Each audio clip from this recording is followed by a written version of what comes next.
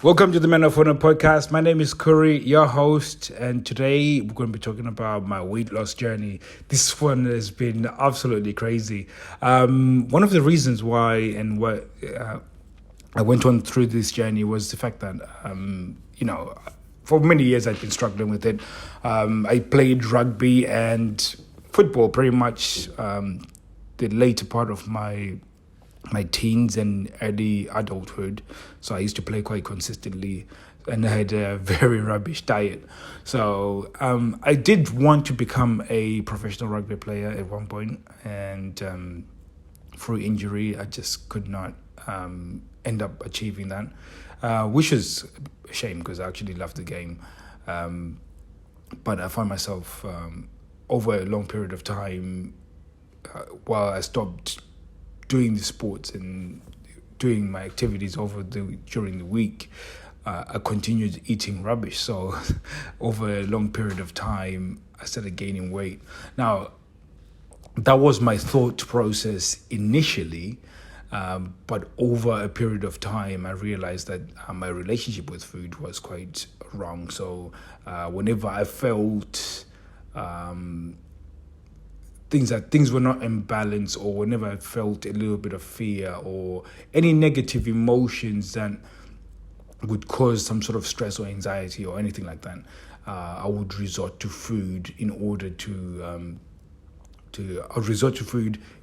actually bring balance to it. And this is quite scientifically proven, because whenever you eat a certain type of foods, especially the ones with carbs, you actually release dopamine, and dopamine is just a habit sort of reward. So if you do something you release dopamine makes you feel good. So in order to feel good, you continuously eat, and then again, part of it is that when you eat carbs and stuff like that, you get this high of good emotions. And then weirdly is that you get hungry again, and then it's almost like the drunk person that drinks to forget about their problems, and then when they get sober, those problems are still there.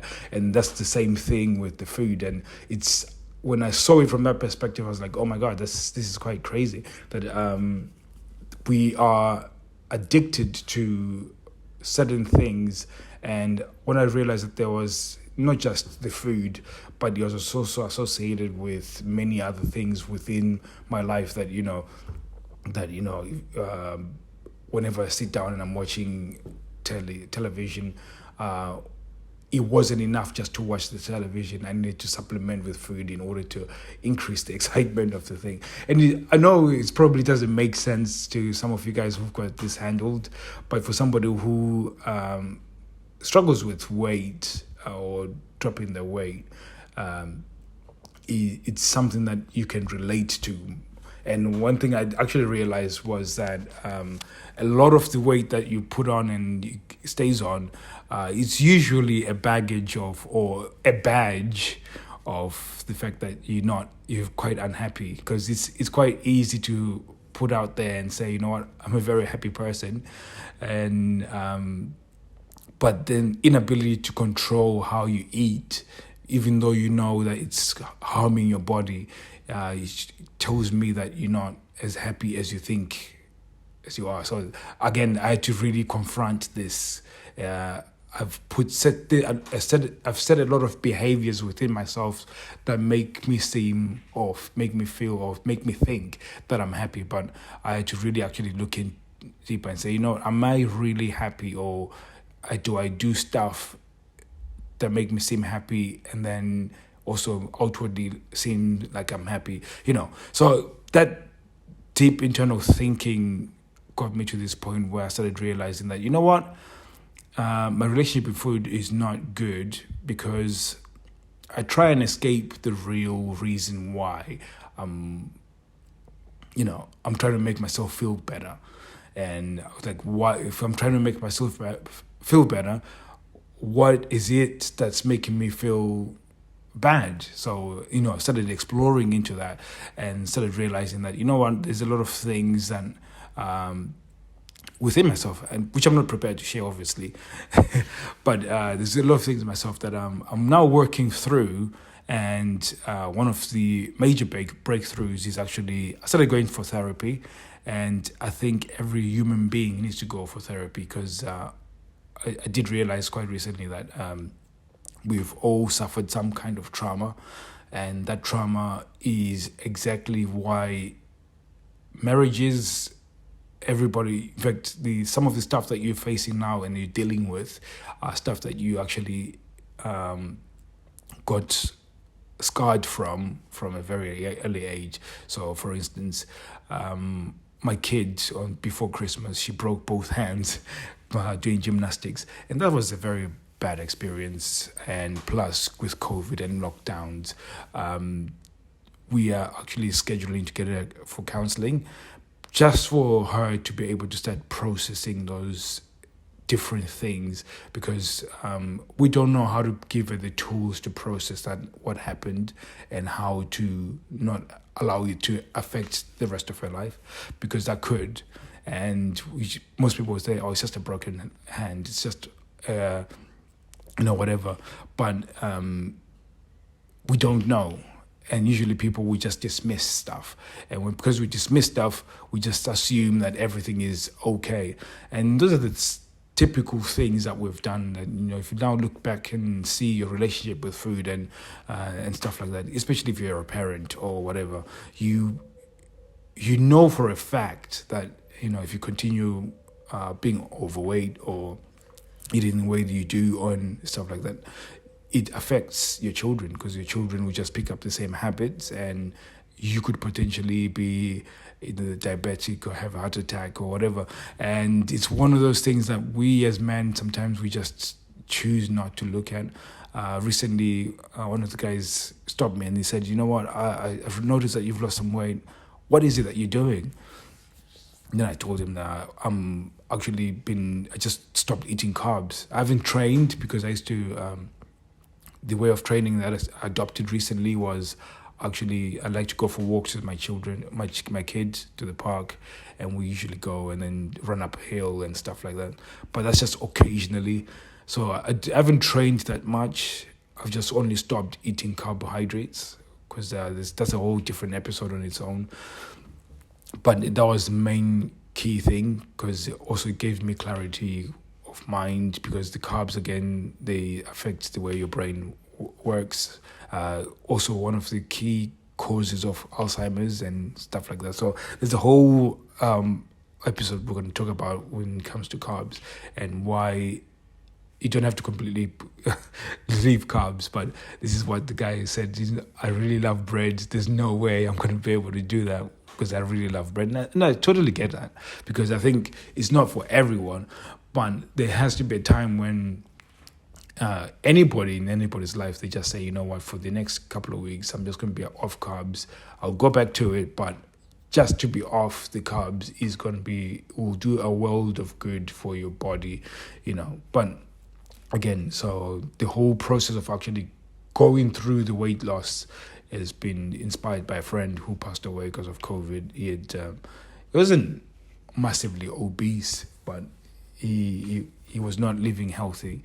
So, part of the COVID symptoms and people suffering the symptoms and actually passing away was obesity.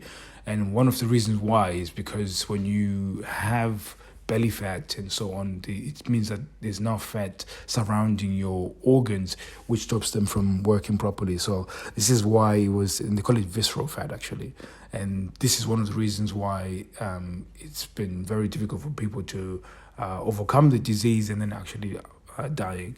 So this is what inspired me to think, you know what, if I did get COVID, then my chances are very, there's some people that were my weight and were obese like I was, that will actually breeze through it. But then there's people that, a lot of people that really, really, really struggled with it are people that are carrying that visceral fat.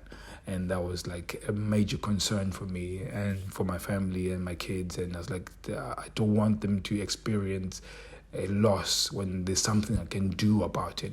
So it made me have to confront the reasons why I had a bad relationship with food. And it's something that I'm now working towards. And one of the things that has helped me, obviously, I said it's therapy. The other one is meditation. So I used to sort of on and off do meditation, which now I've got a little bit deeper into the meditation. And really, the perception of meditation is, oh, is somebody harming and everything. But it's just that opportunity to introspectively, I think that's the word. I think I'm thinking of. It's just a brilliant way of shutting off my brain for a second and then look inwardly, because we don't like to look inwardly because we really think that we're all rubbish. But when you can stop your brain for a second, especially from bashing you, and then actually look at inside you and actually see that, you know what, not everything is all that bad, and you're actually a great human being, it actually starts creating this momentum of you believing that you are deserving of a good life. You are deserving of being a skinny guy, not a skinny guy, but a fit human being and stuff like that. And that snowballs into what's happened with me, actually.